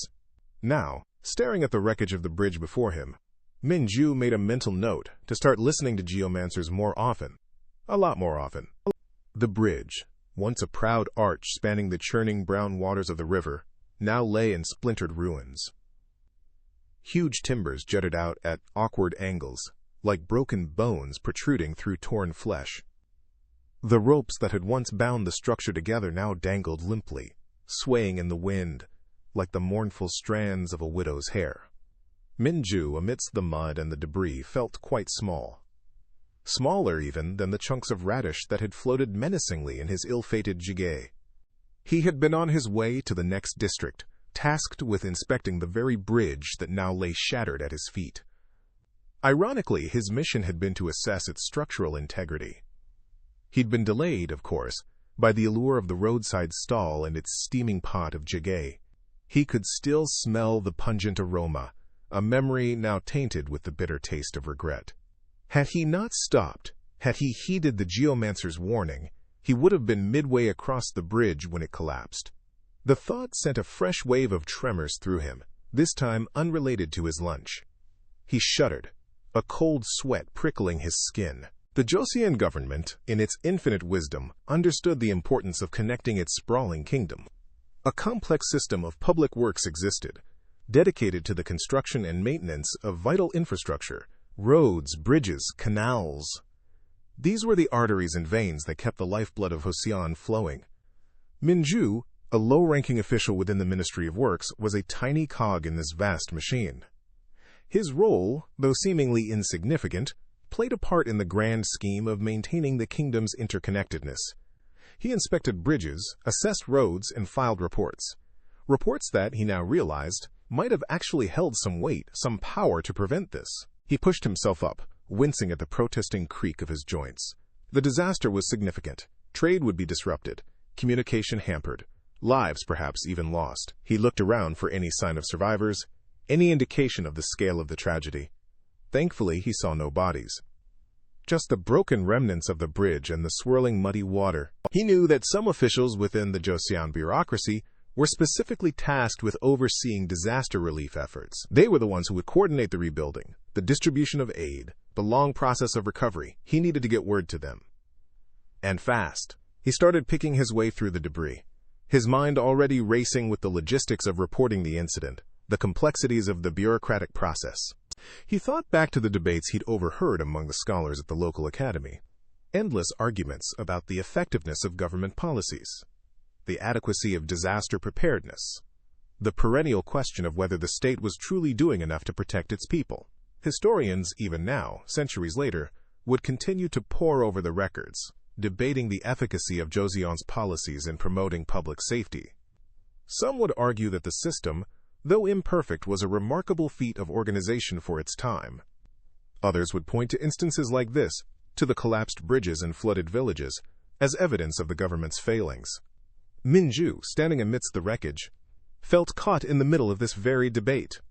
He had seen firsthand the efforts of the government, the meticulous record-keeping, the allocation of resources, but he also saw the reality on the ground, the undeniable evidence of a system strained, sometimes to its breaking point. The bridge, he knew, was old. He'd noted the wear and tear in his previous inspections. He'd filed the reports. Had they been read? Had they been acted upon? These questions gnawed at him, a dull ache echoing the discomfort in his stomach. He scrambled up the muddy bank, finally reaching solid ground. He looked back at the ruined bridge, a symbol of both the Joseon government's ambitions and its limitations.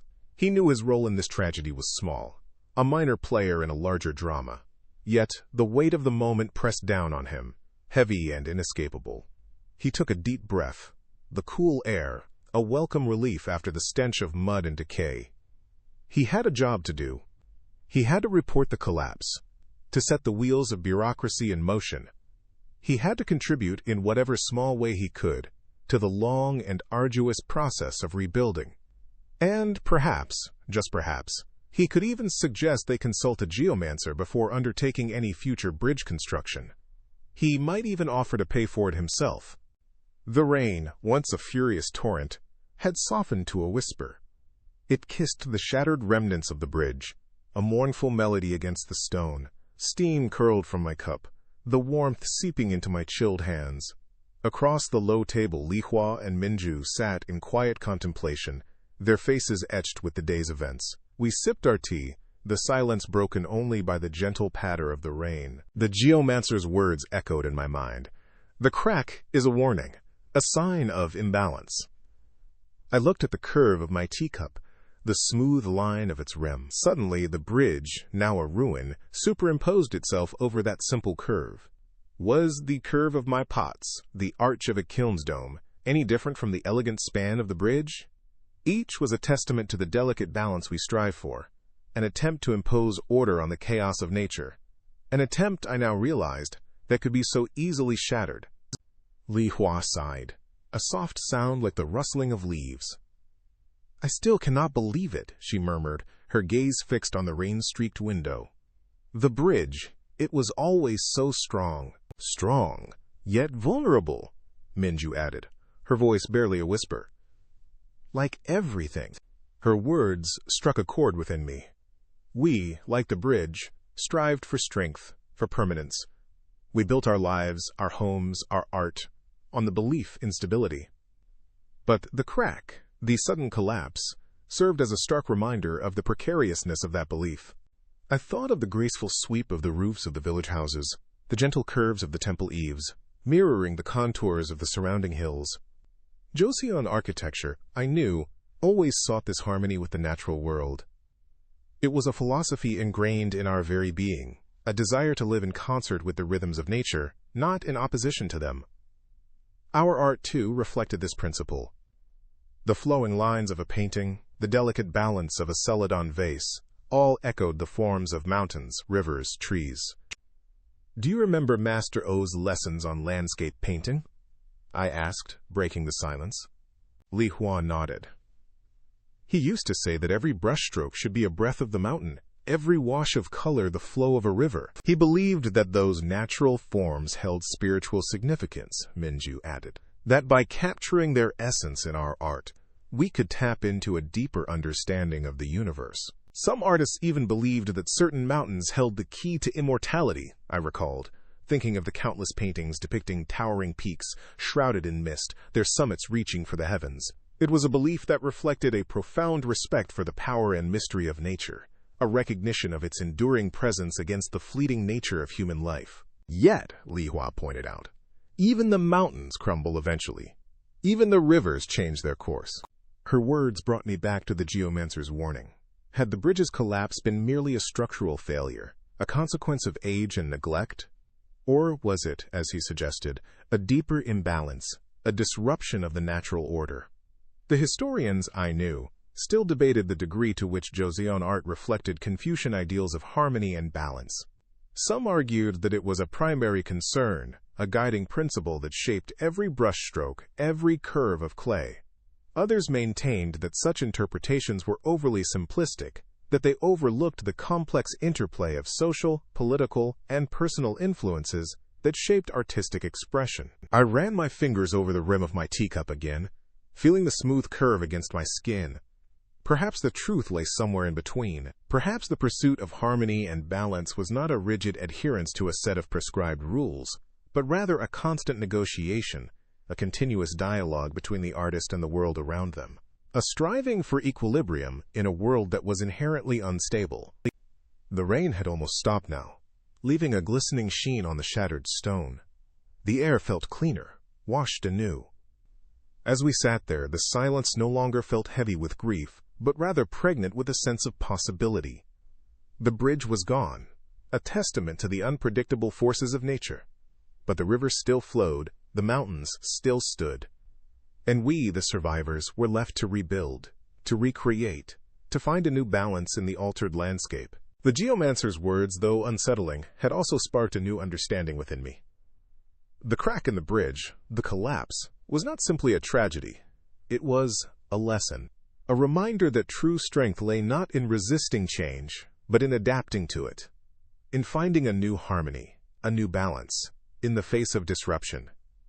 And perhaps, I thought, as I looked at the curve of my teacup, that was the true essence of art.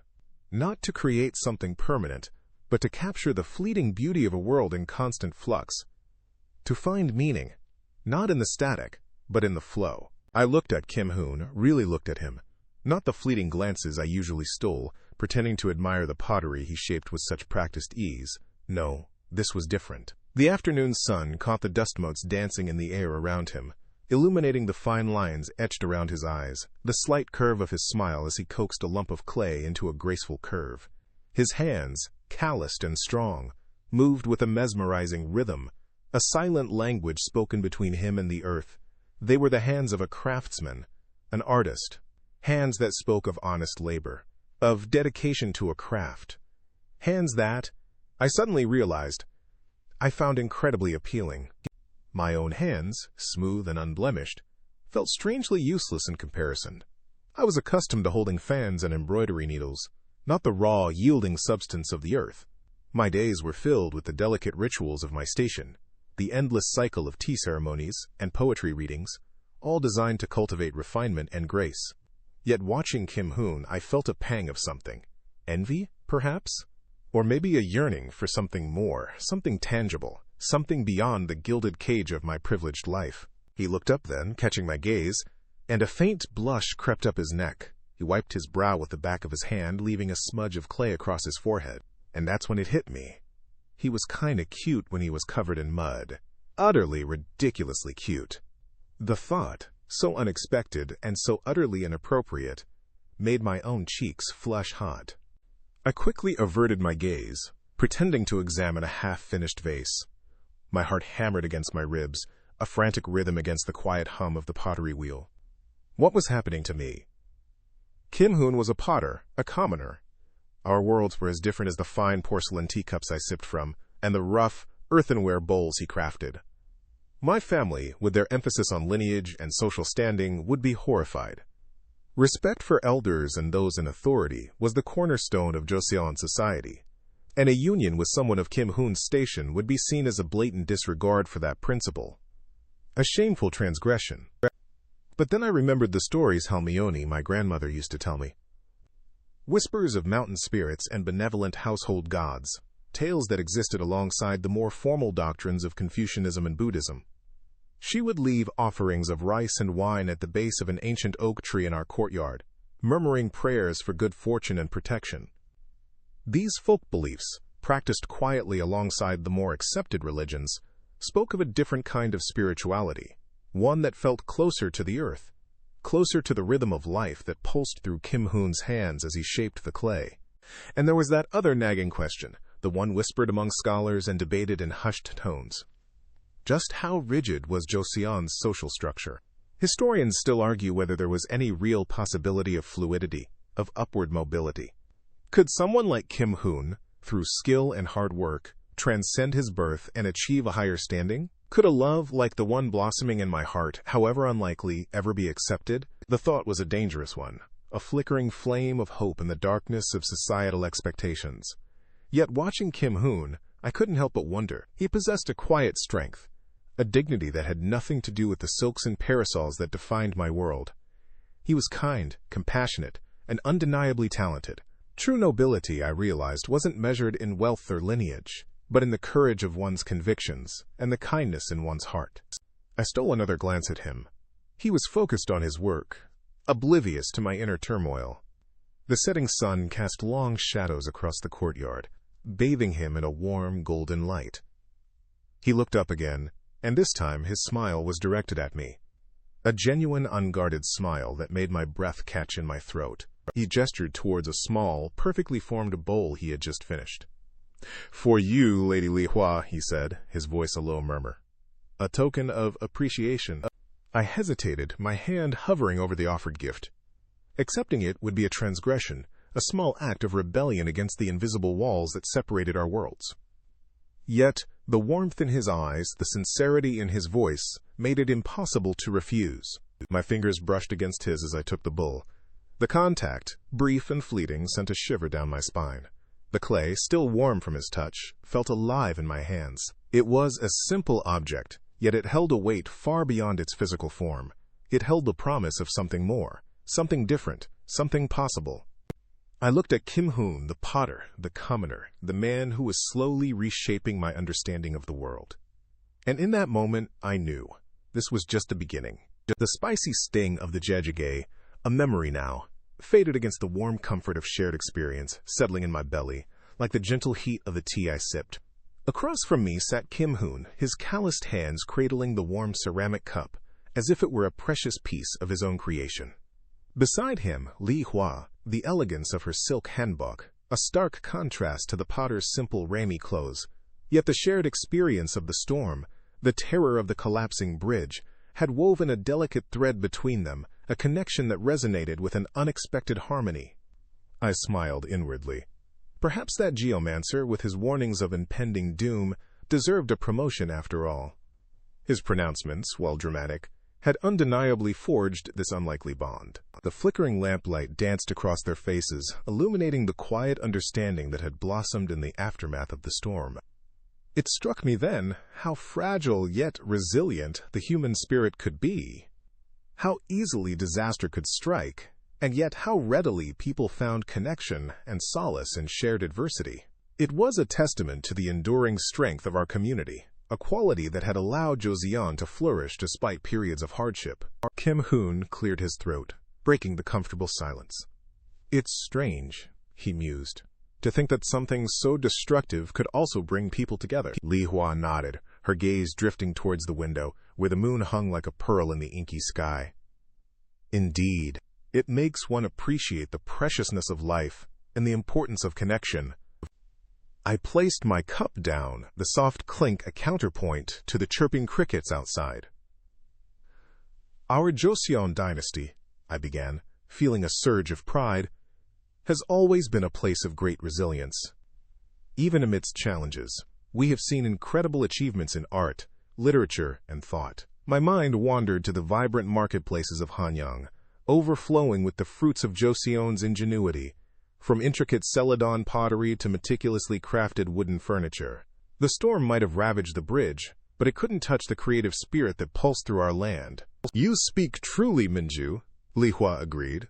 "My father, a scholar at the Royal Library, often speaks of the new advancements in writing and printing. He says it's an era of unprecedented learning." She leaned forward, her eyes sparkling with intellectual curiosity. "Did you know that some scholars are developing entirely new systems for writing our language?" Imagine the possibilities. Knowledge will become more accessible to everyone, not just the elite. Kim Hoon, a man of practical skills, raised an eyebrow. New writing systems? Sounds complicated. Will they still be able to capture the nuances of our language, the poetry of our hanja? Li Hua smiled. That, I believe, is the heart of the debate. Many scholars believe that these new systems, while efficient, might sacrifice some of the beauty and depth of our traditional writing. The debate about writing mirrored larger discussions within Joseon society. It was a time of intellectual ferment, a vibrant clash of ideas and philosophies. It's fascinating, I mused, stirring my tea, how different schools of thought are shaping our culture. The influence of Confucianism is undeniable, with its emphasis on order and social harmony. Yet, the enduring presence of Buddhism, with its focus on compassion and enlightenment, continues to resonate deeply within our communities. And don't forget the shamans and the folk beliefs, Kim Hoon added, a playful glint in his eye. They may not have the scholarly backing of the Confucianists or Buddhists, but their connection to the spirits of nature holds a powerful sway over many people, especially in the countryside. He chuckled, recalling the geomancer's pronouncements. Perhaps we shouldn't dismiss their wisdom so easily. I smiled, acknowledging the truth in his words. The interplay of these different belief systems created a rich tapestry of spiritual and philosophical thought, a dynamic tension that constantly shaped and reshaped Joseon's cultural landscape. Some scholars argue that it's the very confluence of these different influences that makes our culture so unique, I observed. It's a constant conversation, a dynamic interplay between tradition and innovation. Li Hua nodded thoughtfully. My father often debates with his colleagues about the relative influence of these different schools of thought. Some believe that Confucianism is the bedrock of our society, while others argue that Buddhism plays a more significant role in shaping our values and worldview. It's a debate that will likely continue for generations. And perhaps that's a good thing, Kim Hoon interjected. A society that questions its own foundations is a society that is constantly evolving, constantly striving to understand itself better. He took a final sip of his tea, his eyes reflecting the flickering lamplight. Just like the potter constantly refines his craft, seeking to create something beautiful and enduring from the raw earth, our society too is a work in progress, shaped by the hands of countless individuals, each contributing their unique perspective. His words resonated deeply within me. The storm, the collapsing bridge, the unexpected connection between a potter and a noblewoman. These were all threads in the larger tapestry of Joseon, a tapestry woven with complexity, resilience, and an enduring spirit of innovation. It was a society in constant flux, a dynamic interplay of tradition and change, of conflicting ideologies and shared experiences. And as I sat there, sharing this quiet moment with Kim Hoon and Li Hua, I felt a profound sense of belonging, a deep appreciation for the intricate and ever-evolving world we inhabited. The future of Joseon, like the delicate balance between Confucianism and Buddhism, like the unexpected friendship forged in the aftermath of a storm, was a story still being written, a story filled with both challenges and possibilities. The dust settled, a fine grit coating my tongue. My own aching limbs felt strangely familiar, a stark contrast to the ethereal lightness of the mountain spirit. I watched as Kim Hoon, Li Hua, and Minju began the long walk back towards town, their figures small against the backdrop of the ravaged landscape. The shattered remains of the bridge, splintered wood and twisted metal hanging precariously over the churning water, served as a stark reminder of how quickly things could change, how easily the threads of life could be severed. I thought of the mountain spirit's words echoing in my mind, a whisper of ancient wisdom carried on the wind. It hadn't been about preventing the fall, she'd implied, but about what happened after, about the hands that reached out, the strength found in community, the unwavering belief in the possibility of a new beginning, and maybe, just maybe, about listening to the geomancer next time. He'd been right after all. The bridge was unstable, a danger waiting to happen. I'd dismissed him as a superstitious old man, clinging to outdated traditions. Now, staring at the wreckage, I realized the wisdom in those traditions, the deep connection to the land and its rhythms that I, in my modern arrogance, had overlooked. Kim Hoon, despite his limp, walked with a newfound determination, his arm around Li Hua, who leaned against him for support. Minju trailed behind, occasionally stooping to pick up small, colorful wildflowers that had miraculously survived the devastation. They were a picture of resilience, their slow, steady progress a testament to the human spirit's enduring capacity to persevere. It was a quality deeply ingrained in the fabric of Joseon society. Resilience, perseverance, the ability to weather the storms of life. These were not merely admired traits, but essential survival skills. The Joseon dynasty, spanning over 5 centuries, had witnessed its fair share of adversity, invasions, famines, political turmoil, and the relentless cycle of natural disasters. Floods, droughts, earthquakes. They were a recurring motif in the historical narrative, testing the limits of human endurance. This constant threat shaped the cultural landscape, fostering a deep respect for the power of nature and a pragmatic approach to survival. Ingenuity and adaptability were key. Farmers developed innovative irrigation techniques to combat drought. Communities learned to build stronger, more resilient homes in earthquake-prone areas. And in some regions, particularly those bordering volatile territories or frequently subjected to natural disasters, people constructed special shelters designed to protect them during times of crisis. These shelters, often built into the sides of mountains or deep within the earth, offered a refuge from the elements and a sense of security in a world often characterized by uncertainty. They understood, perhaps better than we do today, the precariousness of existence, the delicate balance between humanity and the natural world. They knew that survival often depended not on individual strength, but on collective action, on the willingness to support one another in times of need. The image of those shelters, hidden havens of hope amidst chaos, resonated deeply with me as I watched the 3 figures slowly making their way back to their lives. The bridge was gone, a symbol of connection severed, but the bonds between them remained, stronger perhaps, forged in the crucible of shared experience. The role of these natural disasters in shaping the trajectory of the Joseon dynasty is a subject of ongoing debate among historians. Some scholars argue that natural calamities played a significant role in triggering social and political upheaval.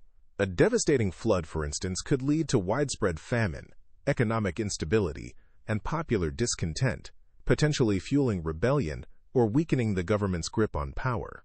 Others maintain that while natural disasters undoubtedly caused hardship and suffering, their impact on the overall political landscape was limited, overshadowed by other factors, such as factionalism, foreign relations, and internal power struggles. The truth, as is often the case with historical analysis, likely lies somewhere in between. While it may be difficult to definitively quantify the precise impact of natural disasters on Joseon society, their presence in the historical record is undeniable. They served as a constant reminder of the fragility of human endeavors, the ever-present threat of disruption and change. They tested the resilience of the people, the strength of their communities, and the capacity of the government to respond effectively to crisis. And in doing so, they shaped the very character of the Joseon dynasty, contributing to its unique blend of resilience, pragmatism, and a deep respect for the forces of nature. The sun began to dip below the horizon, casting long shadows across the valley. The air grew cooler, carrying the scent of pine and damp earth.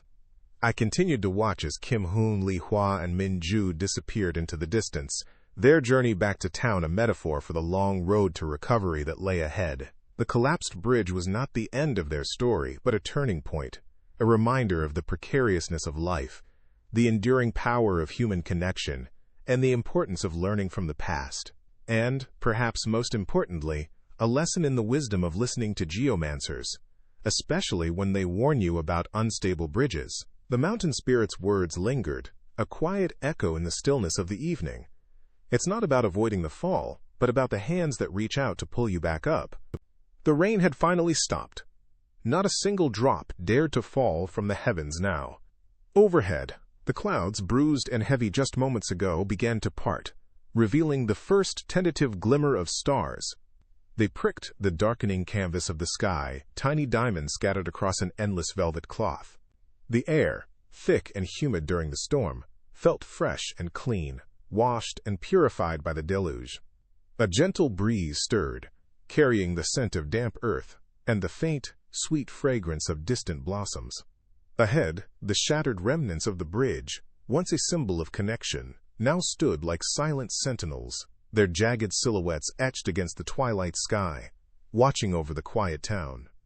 I walked home, each footstep a quiet echo in the stillness. The storm had passed, leaving behind a sense of peace that settled over me like a warm blanket. No actual blankets were harmed in the making of this. Well, in the experiencing of this moment. The world felt renewed, reborn. The turbulent emotions of the day, the fear, and the uncertainty had been washed away with the rain, replaced by a quiet sense of hope. I looked up at the stars, becoming brighter now as the last vestiges of daylight faded. They had always fascinated me. These distant suns, each a fiery heart in the vast expanse of the cosmos. I knew, of course, that Joseon astronomers had been pioneers, making significant advances in their understanding of the heavens. They had meticulously charted the movements of celestial bodies, developing complex calendars and astronomical instruments. They had observed eclipses, tracked comets, and even developed theories about the nature of the universe. Their knowledge was profound, a testament to their dedication and ingenuity. I remembered a story my grandmother used to tell me, a story about how some Joseon citizens believed that certain stars and constellations could influence human destiny. She spoke of the pole star, the steadfast guide in the northern sky, representing the king and the stability of the realm. She spoke of the Big Dipper, its 7 stars each holding a unique significance, governing aspects of life from birth to death. She would point to the constellations, weaving tales of celestial emperors, mythical creatures, and the intricate tapestry of fate woven by the stars. These stories, dismissed by some as mere superstition, always held a certain allure for me. They represented a different way of seeing the world, a way of connecting the human experience to the grand cosmic drama unfolding above. They spoke to a deep-seated human desire to find meaning and purpose in the vastness of the universe. Of course, the precise nature of Joseon astronomy and the extent to which these beliefs influenced their scientific endeavors is still a subject of debate amongst historians. They argue, sometimes fiercely, about the degree to which Joseon astronomy incorporated indigenous Korean knowledge systems and practices. Some scholars emphasize the influence of Chinese astronomical traditions, pointing to the adoption of Chinese calendars and astronomical instruments. Others argue that Joseon astronomers developed their own unique approaches, integrating local observations and interpretations into their understanding of the cosmos. The debate is complex, involving the interpretation of historical texts, the analysis of astronomical instruments, and the consideration of the broader cultural and intellectual context of Joseon society. It's a fascinating puzzle, a reminder that history is not a static collection of facts, but a dynamic and evolving interpretation of the past. I continued my walk, my gaze fixed on the stars. I wondered what the Joseon astronomers, those meticulous observers of the heavens, would have made of our modern understanding of the universe. Would they have marveled at our telescopes, capable of peering into the depths of space, revealing galaxies billions of light-years away? Would they have embraced our scientific theories, explaining the formation of stars, the evolution of galaxies, and the very origins of the universe? Or would they have clung to their own interpretations, their own stories woven into the fabric of the night sky? Would they have seen in the stars not just scientific data, but also the echoes of ancient myths, the whispers of destiny, and the enduring connection between humanity and the cosmos? I didn't know the answer, but the question itself filled me with a sense of wonder. The stars above, silent witnesses to the passage of time, held within their light the stories of countless generations, each seeking to understand their place in the vast expanse of the universe. And as I walked, surrounded by the quiet beauty of the night, I felt a profound sense of connection to those who had come before me, to those who had looked up at the same stars and wondered at the mysteries they held. The calmness of the night, the crisp air, the quiet town, all seemed to whisper of a shared human experience, a timeless quest to understand the world around us and our place within it. The shattered bridge, a symbol of disruption and chaos just hours before, now seemed almost peaceful under the starlight, a testament to resilience and the enduring power of hope.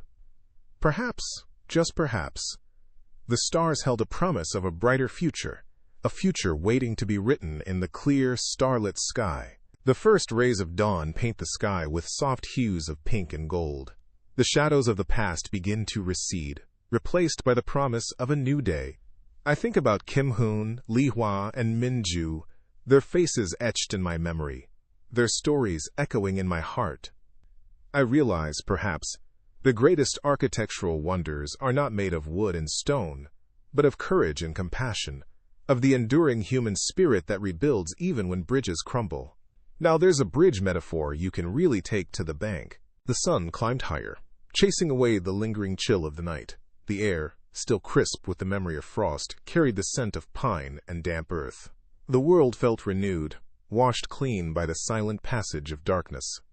And yet, the past clung to the edges of the present, a whisper in the wind, a shadow lurking just around the corner. The stories of Kim Hoon, Lee Hwa, and Min Ju, interwoven with the fabric of this land, continued to resonate within me, a poignant reminder of the resilience and fragility of human existence. Kim Hoon, the stonemason, whose calloused hands had shaped the very foundations of the village, whose weathered face spoke of a life lived under the open sky. He had seen dynasties rise and fall, witnessed the ebb and flow of prosperity and hardship, yet his spirit remained unbroken, a testament to the enduring strength of the common man. He spoke of a time, during the Joseon period, when the rhythms of life were dictated by the seasons, when the land provided sustenance, and when community bonds were as strong as the mortar that held their houses together. Lee Hwa, the potter, whose nimble fingers coaxed beauty from the earth, whose gentle smile belied the hardship she had endured. She had inherited her craft from generations of women, each passing down the knowledge and skills that had sustained their families through turbulent times.